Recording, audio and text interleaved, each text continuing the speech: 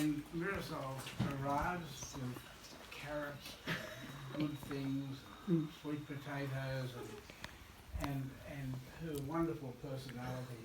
She put together this wonderful group, Save Australia's Wildlife. I know nothing about Sydney wildlife, and who should I ask to tell us all about Sydney wildlife? Lily.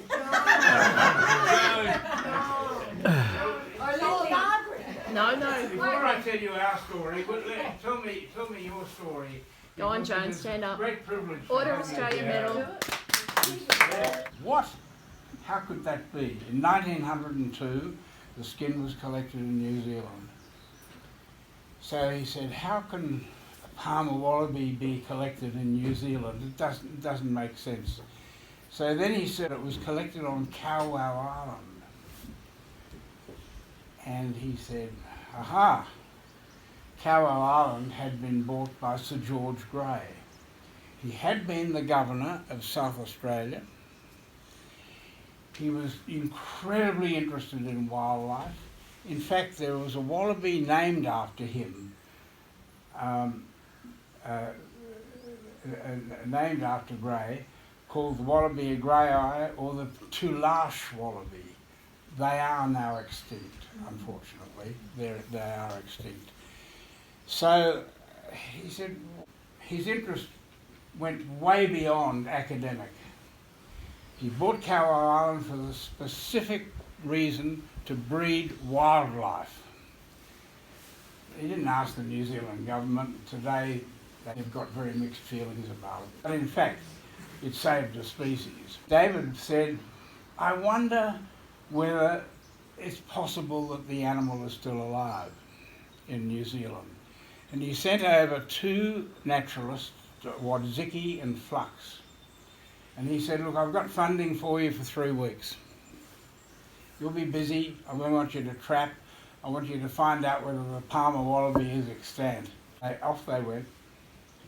And after the 2.5 weeks, they sent a telegram, no email in those days, a telegram to David saying, David, we've got Wallaby pencillata, we've got the Tama wallaby, we have the Wallaby dorsalis.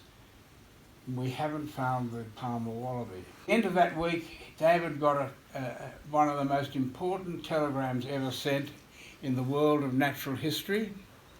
It said, Dear David, I'm delighted to tell you that the Parma wallaby is extant, not extinct. We trapped it today.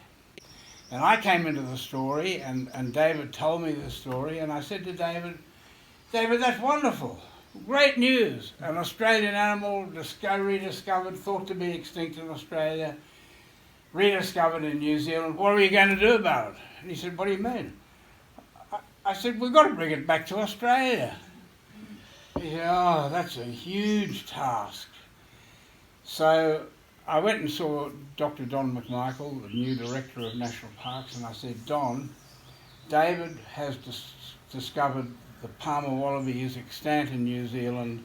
I think we should bring it back to Australia. He said, Peter, that's a horrendous task, We've never done that before, brought an animal from another country and then tried to keep it. And I said, well, I'm going to do it. And he said, but we haven't got the room. And I said, I'm going to buy a property next to my property at Mount Wilson. I'll fence it properly and I will pay for the whole thing myself. No charge to the government. He said, mate, it's a lifelong thing that you're taking on, but he said, I know you well enough that you'll hang in there. And this is 54 years ago. So we started and we bought the property, we built the fence. We bought, in the first shipment, 19 animals over from New Zealand, air freight, of course. And then I said, to mix up the gene pool, in a year's time we'll bring another 19. And that's exactly what we did. So we started with those 38 animals. In 1988, the bicentenary for Australia, we decided that we should follow in the footsteps of Gould. where he named the Parma wallaby originally in 1830 in the Illawarra escarpment area. And we thought that might be a good place to start to release the animal. So National Parks, our helicopter and our helicopter, we moved 48 animals down there. And we learned a great deal from this. The Deputy Director of National Parks, Dr. Jack Giles, and I camped on the site, the release site. Dick Smith donated 12 radio collars so that we could track at least 12 of them, what they were doing, after we released them from a Hessian enclosure. This would be the largest release, and still is, in the history of Australia of an endangered species. I have to tell you that within 3 weeks everyone was dead. Foxes got them. We found radio signals coming from the ground, coming from up in the trees, heads cut off by foxes, and buried the heads with the radio collars. Dad, did you say they spent like 3 or 4 months killing foxes and wild dogs in the area? That's quite right. For more than a year before the release, we poisoned foxes in the area. Foxes mark their territory out with a very pungent urine. That is there, other foxes won't walk in because they know danger. The moment we poisoned them, of course, it disappeared, and the next lot of foxes came in. And so we had these waves of predators coming in and killing them. It alerted all of the wildlife people that foxes were definitely damaging or killing off all of our wildlife. We thought at that stage under 5 kilograms. Actually, that's been elevated to 10 kilograms now. As you know, they're dropping 1080 all through this park here. I don't like the idea of that, but I like the result, if it's a good result, that it's going to wipe them out. But what it is also doing is, we had 5 friendly dingoes here at Mount Wilson. They've been here for years, they've all gone. That's briefly the story of the Parma wallaby to the public.